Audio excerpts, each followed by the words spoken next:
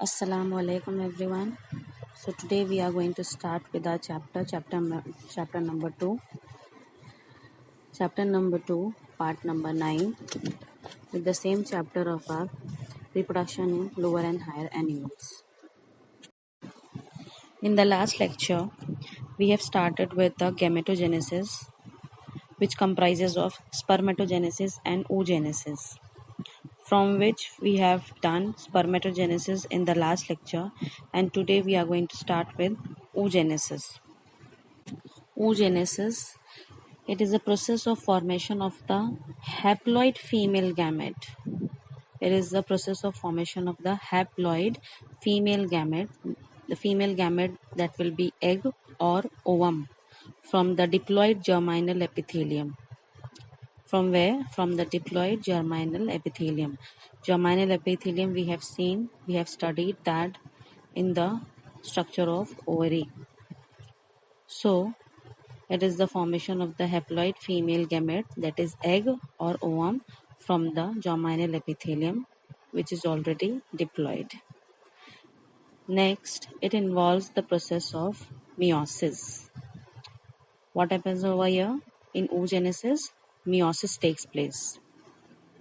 Coming to next point, like spermatogenesis, oogenesis process can be divided into 3 stages. As spermatogenesis, here also oogenesis, it divides the process into 3 different stages. Number 1, multiplication phase. Number 2, growth phase. And number 3, maturation phase. Now we will see one by one. Multiplication phase.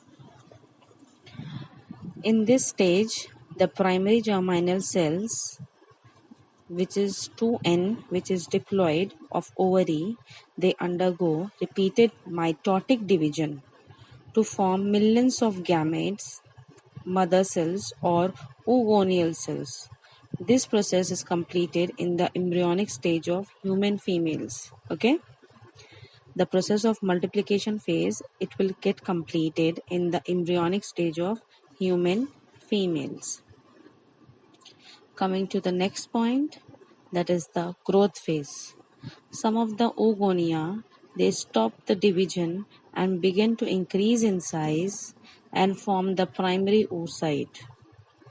Some of the oogonia, they stop the division and begin to increase in size and form the primary oocyte, which is nothing but again the diploid, that is the 2N.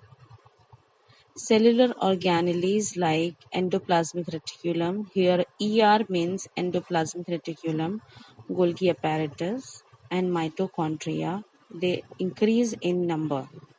What happens in growth phase? The cellular organelles like endoplasmic reticulum, Golgi apparatus and mitochondria, they increase in number. So all this happens in the growth phase, and above was the multiplication phase. These two are the phases of the oogenesis. Now here I have given you the diagram of oogenesis and spermatogenesis. As our concern is about oogenesis, then look forward on the right side of the diagram, which shows the oogenesis.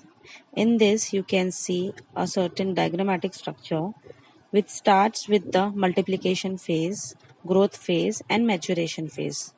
In multiplication phase, here you can see what is happening over here. As I have said earlier, the primary germinal cells of the ovary, they undergo the mitotic division. Okay, and after the mitotic division, what forms over here? Millions of gametes, mother cells or the oogonial cells are formed, and this process is completed in the embryonic stage. So all this happens in the multiplication phase under the mitotic division.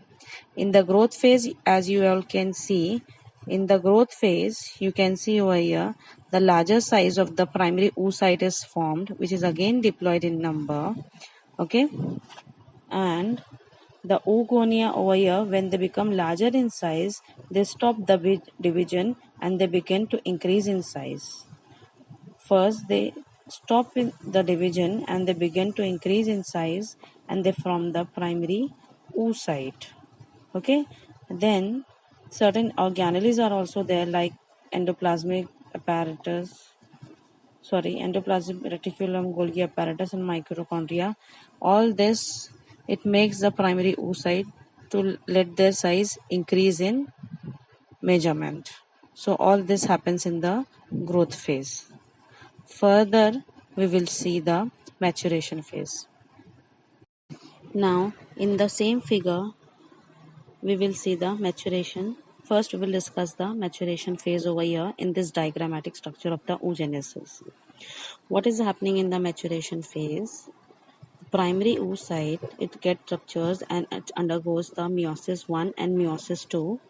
In meiosis 1, it forms the two unequal size of the ovum.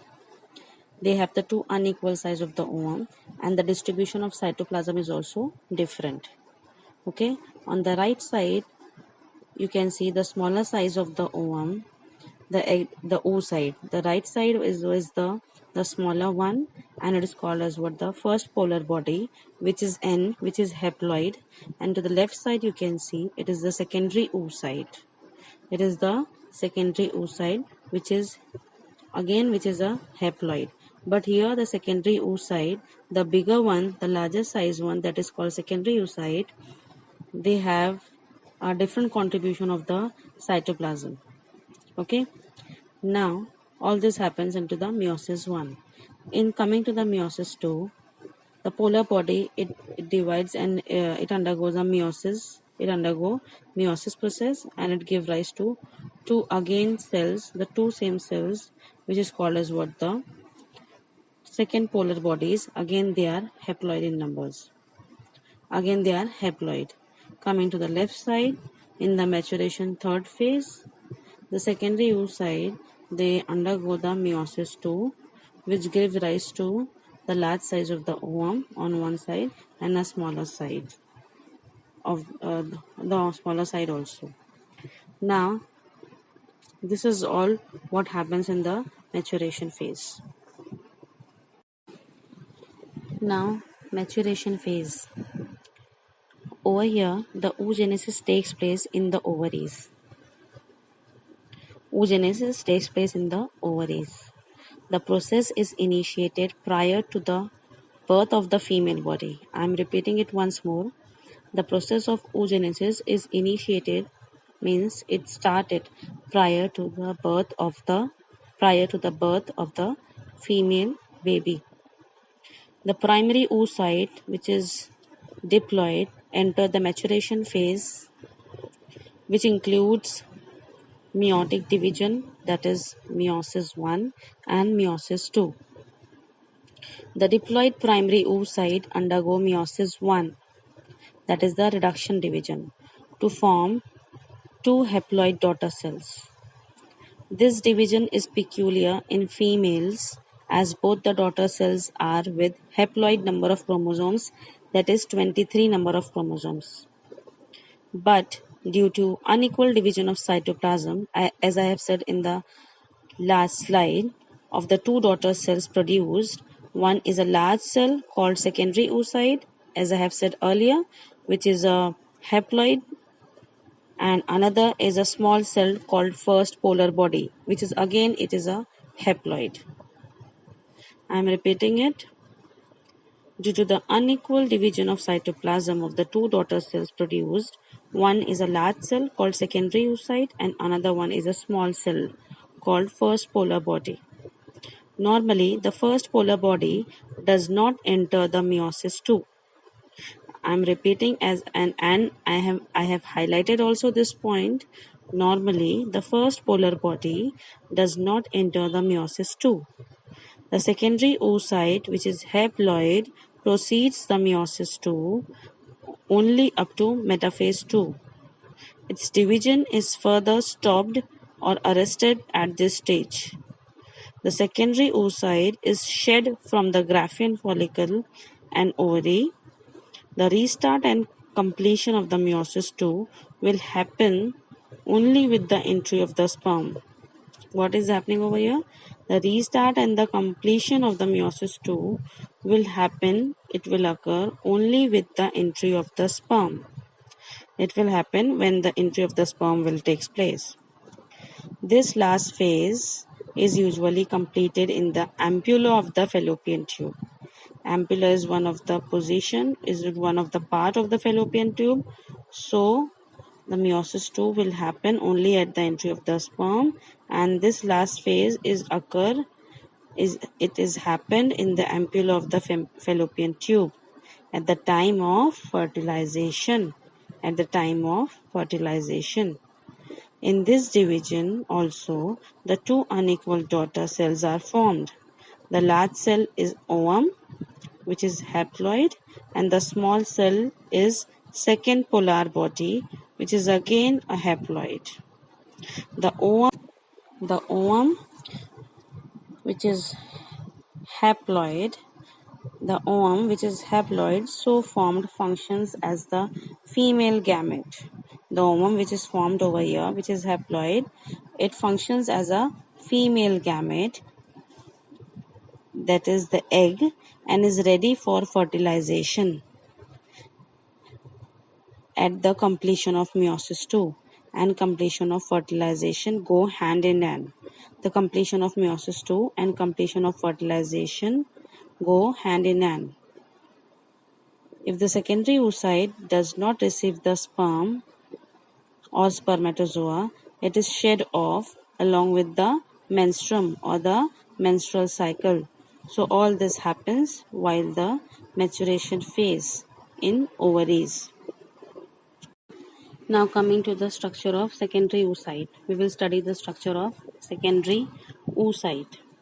In human beings, the unfertilized egg, when ovulated, that is, when it is released from the ovary, is actually the secondary oocyte. It is a non-cylindric without shell. Non-cylindric means without shell, and microlecithal means yolk is present in a very small quantity. That is called microlecithal. It is approximately about 0.1 mm in size. We are talking about the secondary oocyte. It is approximately about 0.1 mm in size. It is rounded, non-motile, and haploid female gamete. I am repeating it. It is rounded, non-motile, which cannot move, and haploid female gamete. The nucleus of the egg appears large. And is called germinal vesicle. Typical nucleus or pronucleus is formed at the time of fertilization. The cytoplasm of egg is also called ooplasm. It is devoid of centrioles. The egg is surrounded by various coverings. Okay, that we will study in the next slide. Now, the egg is surrounded by various coverings. What are these coverings? We will see. The egg membrane is called the vitelline membrane. It secretes a non-cellular glycoproteinous membrane called as zona pellucida on its outside.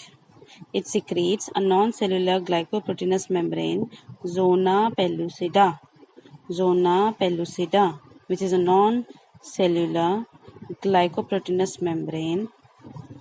It is secreted outside. Adhering to the outer surface of the zona pellucida are several radially elongated cells forming the corona radiata.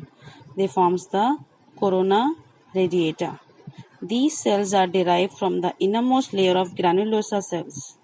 They are firmly held to the zona pellucida and to each other by hyaluronic acid.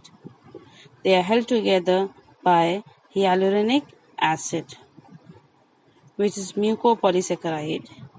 Between the vitelline membrane and the zona pellucida is the fluid-filled pre-vitelline space, where between the vitelline membrane and the zona pellucida there is a fluid-filled perivitelline space.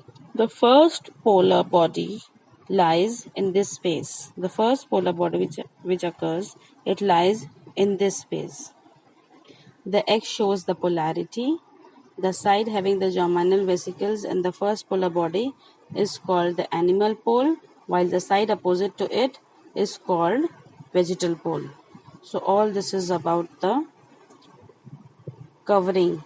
All this is about the covering of the egg. So here I am signing off with my today's lecture.